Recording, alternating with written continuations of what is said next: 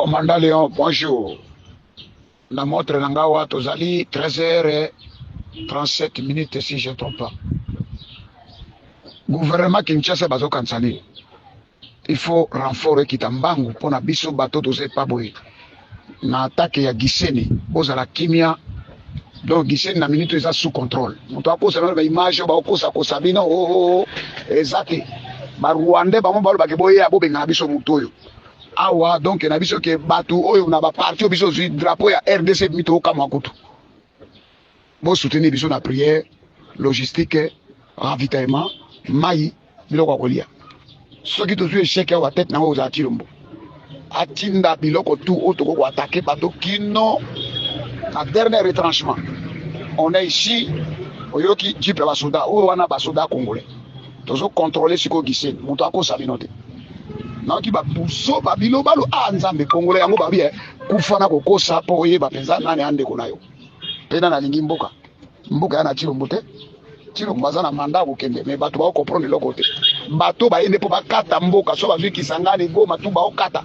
Boye bango te ba okata. Toki ba secret awo. Et puis ba ko sabe na ba image kuna ke ote ba kangi ba soda ba te pour ça ba soda biso te bo zoomer bo tala elongi ba to wana bien ce sont des Rwandais des Ougandais. Et ça biso te on est ici il y a des généraux. Côté on gana ça et l'autre côté bon na éviter moninga na kuna pe na benge habib les hommes sont là. Kagame doit sauter. Bino boye bango te. Na minute yo soko Kagame akufite ibebe mibozunga na Congo Chilombo. Soko Chilombo te oya Burundi akufa. Est-ce que tu peux imaginer 5000 militaires sud-africains bakiti bana Goma. Tanzanie baye plus de 8000. OK sous Burundi. Allez Goma ko Rwanda koti batwana nani. Mais ce qui y a koti RFI waza mukolo songi banda bo bandi ko landa likambo asi alobi na bino ke Goma est tombé. RFI a confirmé bino. Bayebi babi ke mabe ezali. RFI a confirmé de. Nanga le kasa la discours na Goma. Goma n'est pas tombé et Goma ne tombera pas. Mutu otito ko malobi 4-5 du matin boka sango. Pero to kanza ke oza congolais mais to moni identité non claire. Ozo sepe là-bas to na bakota vraiment les congolais vraiment. Hein? Sacrifice suprême ko makia na biso etanga bana biso bakoya. Bino bo sepe là. Azwa Congo biso to ozwa siko kasiko nini Kigali. Bosa la calme. Oh ça débit na bendani quelque part on na flasher au moins il faut lekisa ngona ba groupe nyonso. Congolais boza mabolongo na se. Ba ba kotema machete mbeli Goma botelema ili comme c'est Rome. Population na biso ba yambi bato na bo banga te. Il faut ba yamaka bango. Bango bana ba mandoki population biso sa. Bo banga eloko te. Ba soldat nyonso na aéroport ya Goma. Wazalendo bo katolika nga. Soit ili comme c'est Rome. Endurance ventrale. Bo se souvenir na guerre à 80 jours ba français ba kita. Na minute au français ça pour ravitailler. Mais où sont les gens qui ont venu pour nous soutenir? Bazawa. Et le gars va pas Colombo que faut te mali boso. Bozala. Guerre les autres changer forme. Tozana bino. Guichet de quoi qui bongo? Est-ce que bon dimeto ko récupérer guichet? Bon comment va tomber ko guichet te baya? To fungoli ba koti ba okufa sikolo kwa bambizo. Population gomasienne o ya bombi kaka 1v3 na ndako bokoka son karaté. Bo batele bango boganga bo sepela. Hein? Farde sa kimi ya kufi boyo kufa ba kufi oui to moni to mona. Bibande kona biso mais bino bokoye ba ke le Congo restera un et indivisible. Butu alelo ba koko tout ba hotelema. Bo tenir bon bo céder aéroport te. Si ba mituka ngona batikeli bango na balabala ba kota kasana kati bango ba swimbo ba kota. Siko ba banga ne ba ko bolongola tenir si bibo ba observer musika ndeni. Oya turo yo Goma. Ah, to éviter. Biso koto et pas na biso calme. Progression zozala. Kagame mission za kifalongo.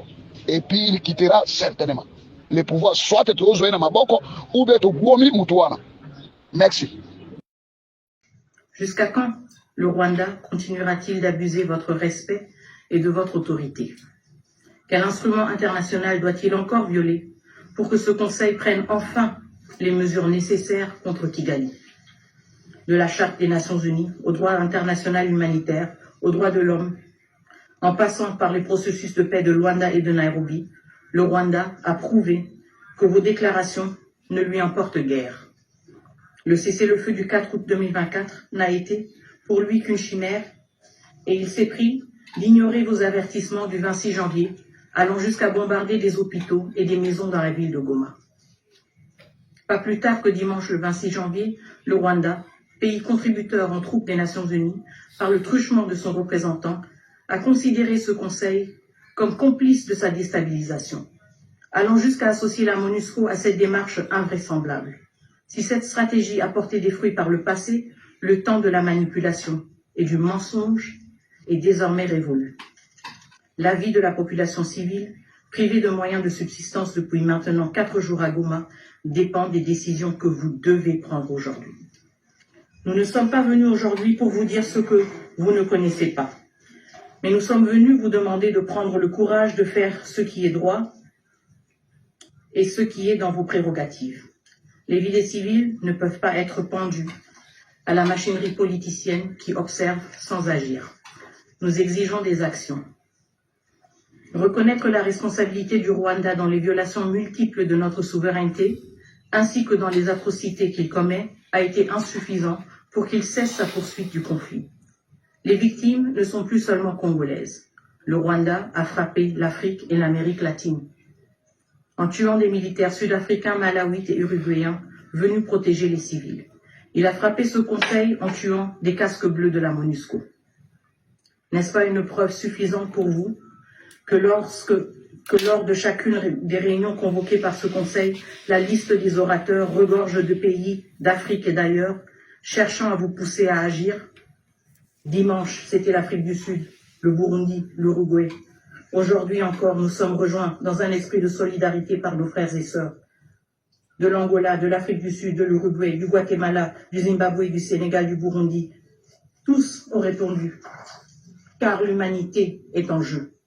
Tous sont venus voir ce que vous allez faire. À quel seuil de catastrophe humanitaire et de violation flagrante de notre territoire devrez-vous enfin agir pour sanctionner les responsables du M23 et les officiers rwandais et leurs complices? Si ce Conseil ne sanctionne pas, l'histoire marquera ce temps comme l'époque de l'impuissance et de l'indifférence du Conseil de sécurité.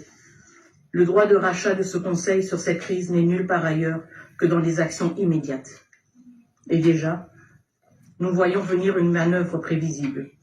Le Rwanda, qui a délibérément dirigé cette guerre sur le territoire d'un autre État souverain, le nôtre, commence à revendiquer que les combats atteignent son propre sol. Mais que pouvait-il espérer?